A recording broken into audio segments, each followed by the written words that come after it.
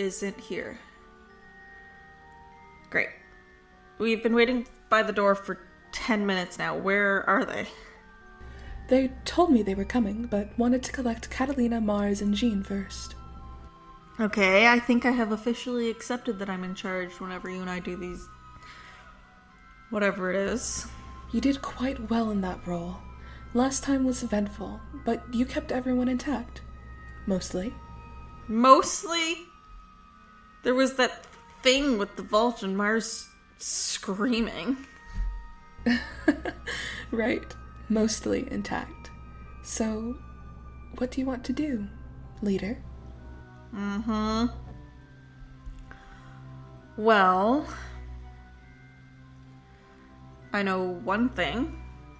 I absolutely do not want to explore this place with Jean. Well, let's do it as a pair then. It'll be less chaos, more observation. Safer, potentially. Safer. Somehow that is even scarier coming from you. Mostly safer, if that helps. You've grown, at least since our tour. I think you'll be okay. Well, I mean, it's not like that is even going to stop me. I've already started and I want to see it all. I have to. That passion suits you, but be patient, Ani. Not everything in the library reveals itself at once. Some things wait. Yeah, fine, patience. I can wait, sure, but what are we even looking for? An old story I read when I first entered the library. It's a conversation, not with a person, but with a presence. It's called the Serpent.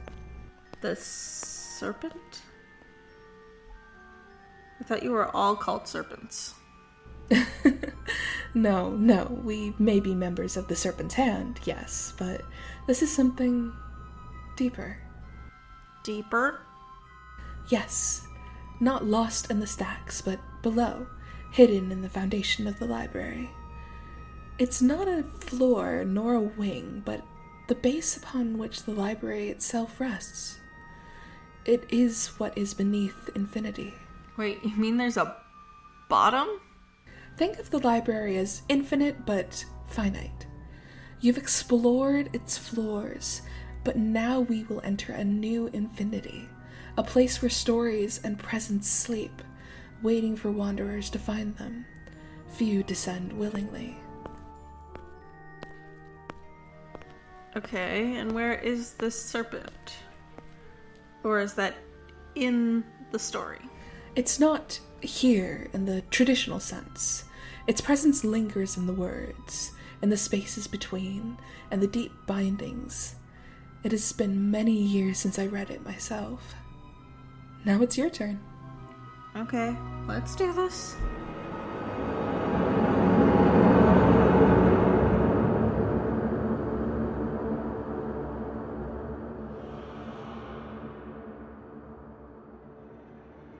You are not supposed to be down here. Oh, shit! Who the hell said that? Put the weapon down, Wanderer. If I wanted to harm you, I would have done so already. And waving a gun is bad manners. Okay, there. Thank you. I apologize for my manner. I do not receive many visitors. Okay, Jesus, why is it so dark down here? I like the darkness. Nothing against the light, of course. But I find it more peaceful down here among the Foundation. The Foundation? Wait, the jailers are here? Oh, apologies. I forget your by names for each other. No, I was referring to the structural foundation of the library. I never really considered that. That the library has foundations? Yeah, I always thought of infinite in every direction. Never really occurred to me that it has a a bottom, you know? I'm not sure how I feel about it. There's no way to feel about it. It is just an immutable fact. But I understand how you feel. It is confusing. A little bit. I was never good at math. Look upwards from where you came. The 7 marble pillars stretching infinitely upward and downward. But you came from the top, and now you are at the bottom. Infinite does not always mean endless. I see. Still, the fact that there is a bottom is a bit disconcerting.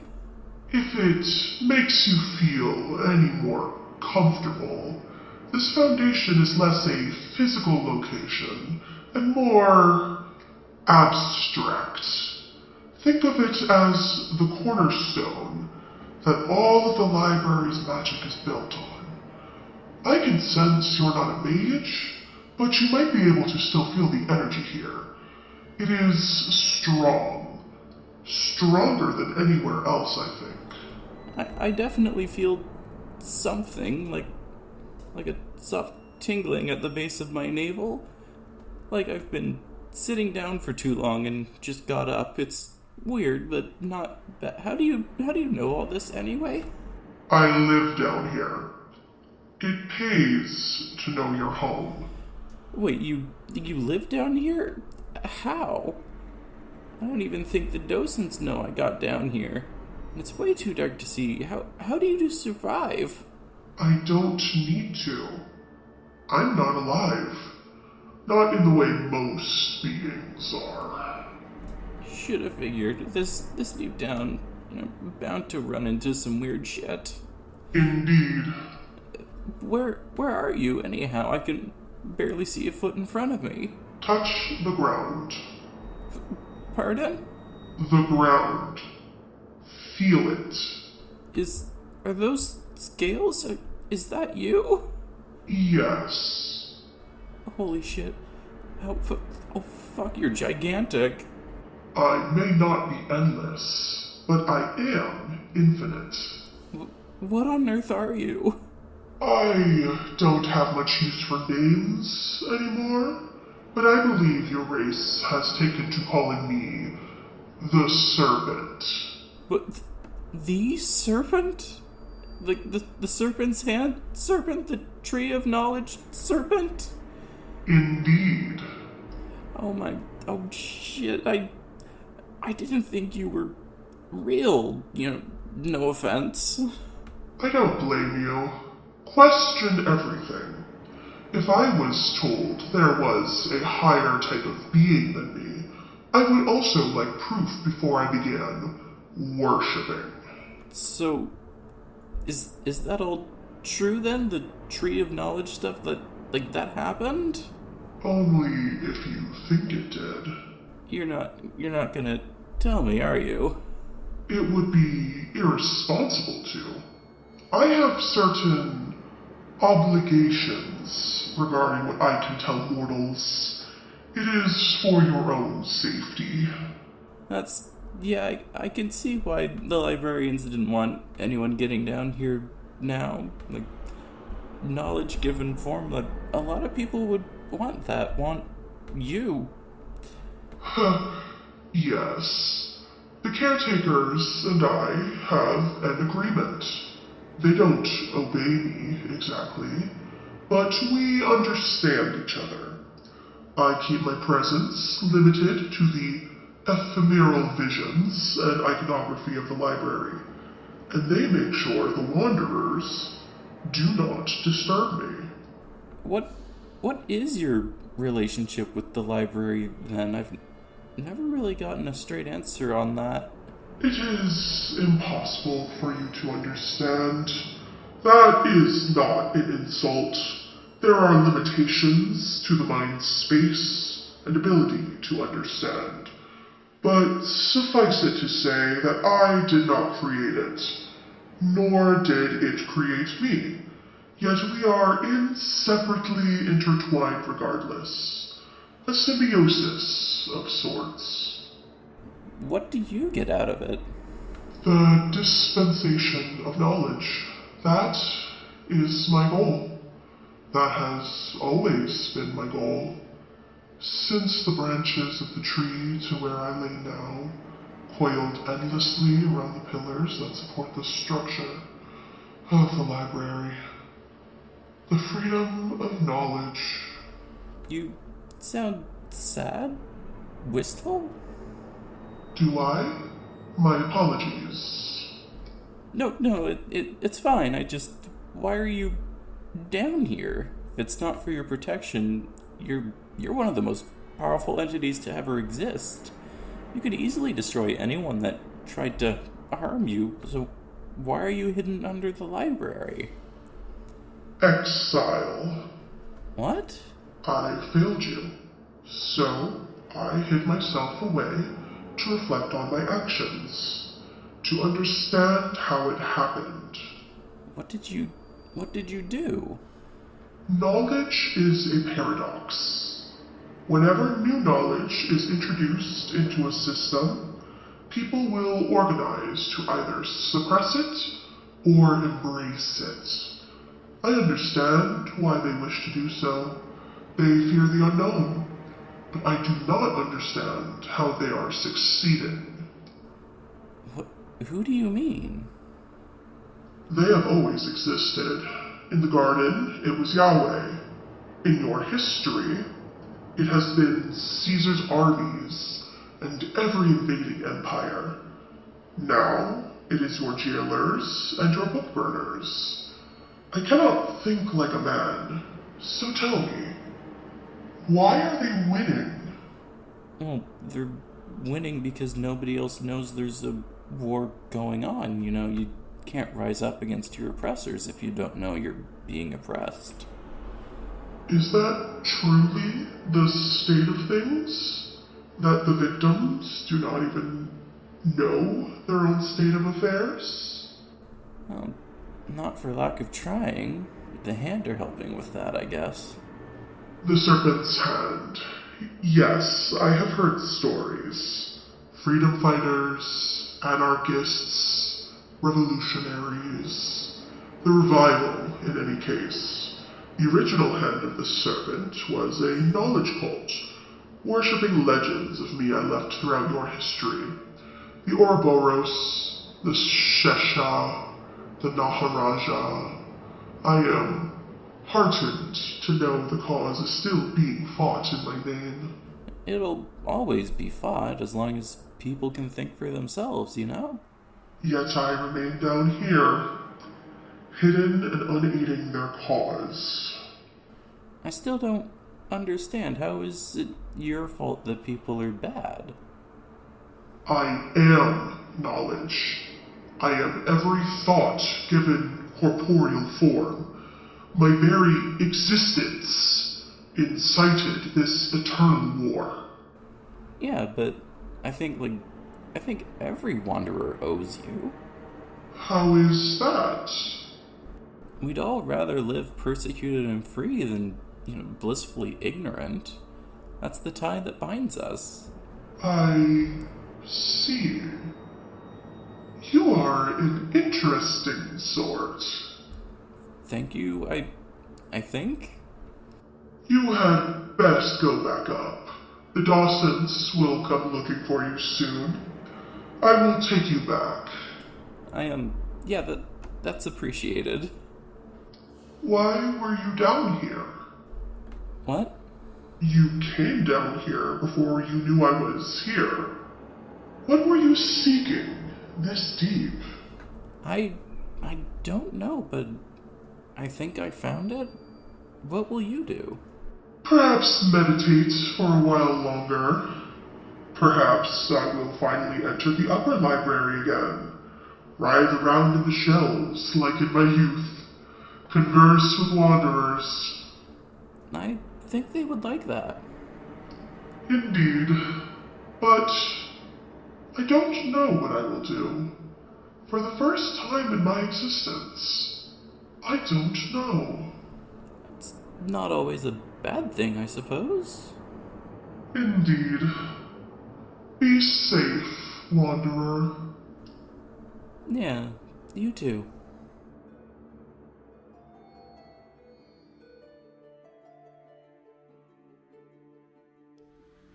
The serpent is real? Okay, this has to be a joke. Do you all follow a massive serpent? Maybe, maybe not. But it is real enough to matter. Some stories in the library are true in ways that you may not expect. Okay, so what's the straight answer? Was it real or not? And I want to keep exploring. Not every truth is revealed immediately. Yeah, figures. But you've handled this all very well, Ani. Taking leadership, exploring, finding truth in the library. Yeah, well, thanks, I guess. You've kept curiosity alive. That is something to be proud of. Okay, well, maybe a little pride is okay. Still, a giant infinite serpent. Like, that's just a little bit too much. Okay, fine. Maybe it is a bit too much. Ah, Wanderers, what a delight to run into you here. Professor VanLate? I was wondering where my favorite medical student was. You weren't present last week. I was almost worried you dropped out. Dropped out? I just handed my final to you. And now you're here in the library? Rowan, did you know? Somewhat, yes. I ran into him last week with Lyrlin.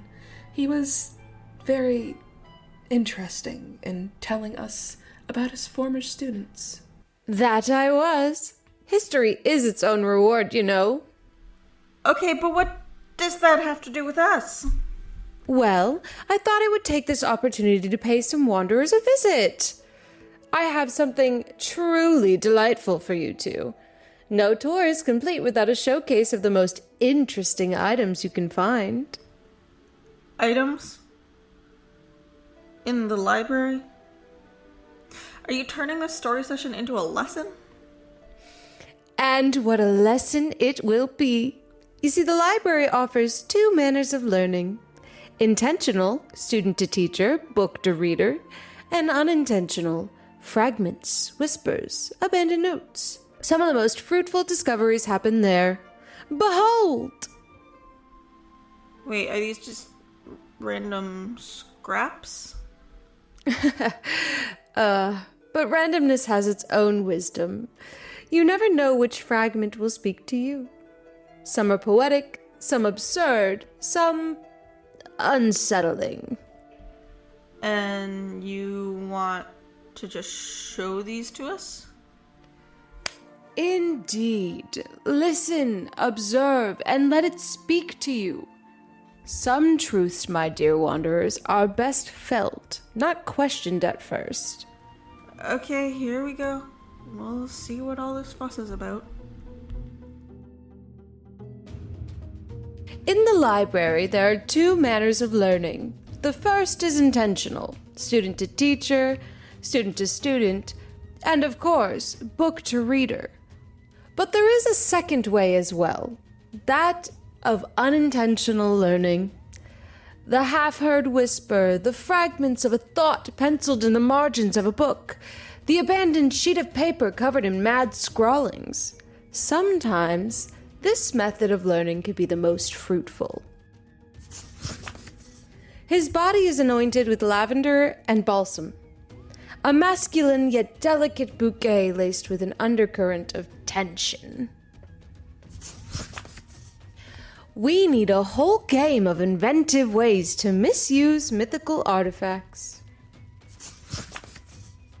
You find a bowl on the counter, which is strange. You thought you put all of the dishes up and nobody else lives in your house. You hear a skitter in the darkness, a strange sound considering that there is no other life that is supposed to be in your house.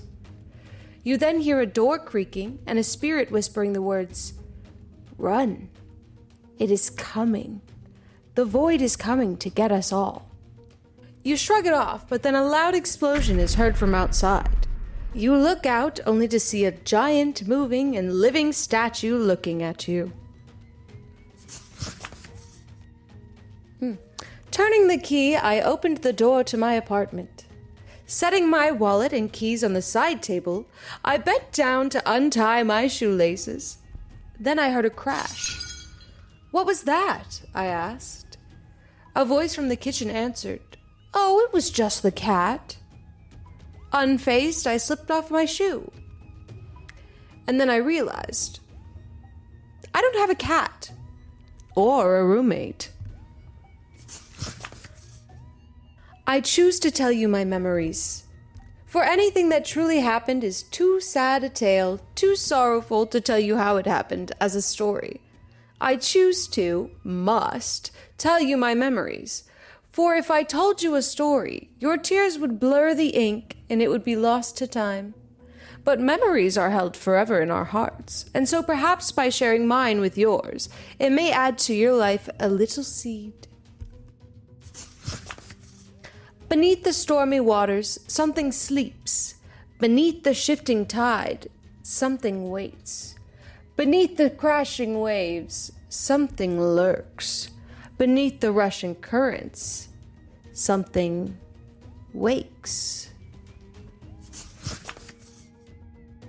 Empires meld their myths with cultures, rewriting history by imposing their own founding myths. The question is, should we play along, incorporating ourselves with the narrative of the world as they tell it, or are our stories worth fighting for? An antique store with items from long-dead civilizations. It's not grave robbing if you were there to see the society die. Everything changes when a character steps on an orange.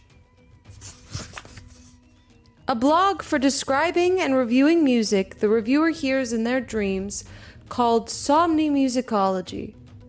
Typical content found there: in-depth analysis of the sophomore album of a former night terror monster turned singer-songwriter.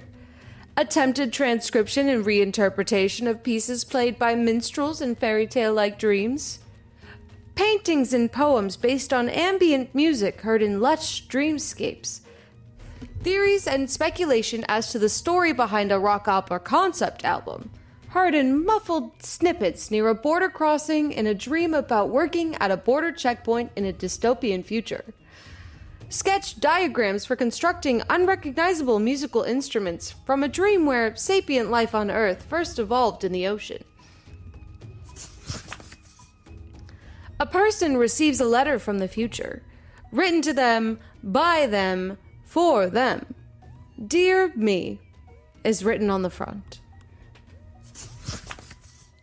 1920s mobsters, but they're birds. A ladder with empty slots where rungs should be extends up to the heavens. A lone rung rests at the bottom. The other day, Mama told me that the sky is controlled by a naughty child. And when he is finally fed up with raining, wind blowing, clouding, and so on, the sky will rain beautiful little stars to us.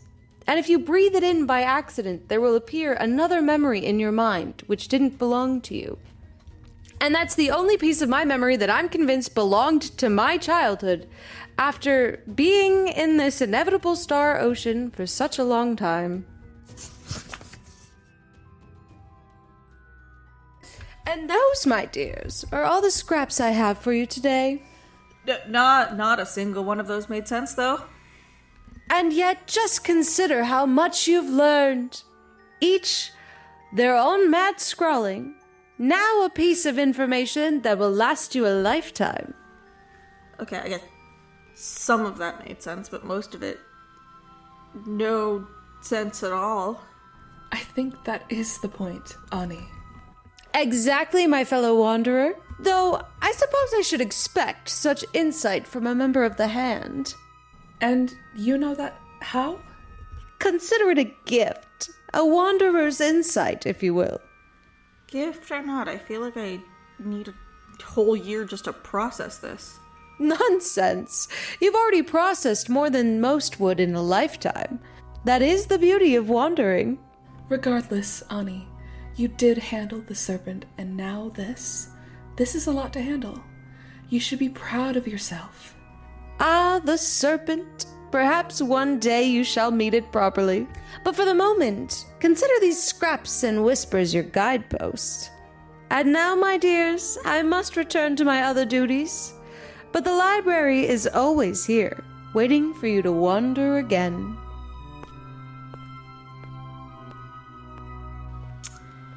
Yeah, I think that professor is going to drive me insane. You and I both. Do you think we're ever gonna understand that? Never. And that's why it's worth exploring. Well, at least that sounds like fun. Exactly. Let's go see if Lyrinlin made it. They must be waiting for us by now.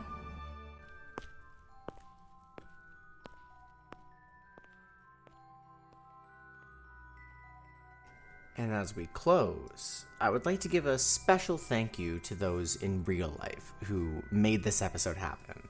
In particular, I would like to thank the various voice actors that you heard in this episode, including Kit, who played the role of Ani, Peach, who played the role of Rowan, and Emily, who played the role of Professor VanLate or VanLate, depending on what you prefer. I'd also like to thank Esme, who played the role of the Serpent, and I would like to thank John, who played the role of the Wanderer. I'd also like to thank the composer of the music that you can hear in the background of today's episodes. His name is Kevin MacLeod, and you can find his music and more at incomtech.com. Finally, I would like to thank the two authors of the stories that we covered today, including Rounderhouse, who made the story Conversations with the Serpent, and Bunton, amongst many others who I couldn't find a list of, who wrote The Things That You Find. Both of these can be found on the Wanderers Library Wiki if you'd like to read them yourself. So, thank you so much for listening to what might be one of the weirdest stories we've ever written, with some of the most unconventional dialogue, let's put it that way. And we'll see you next time.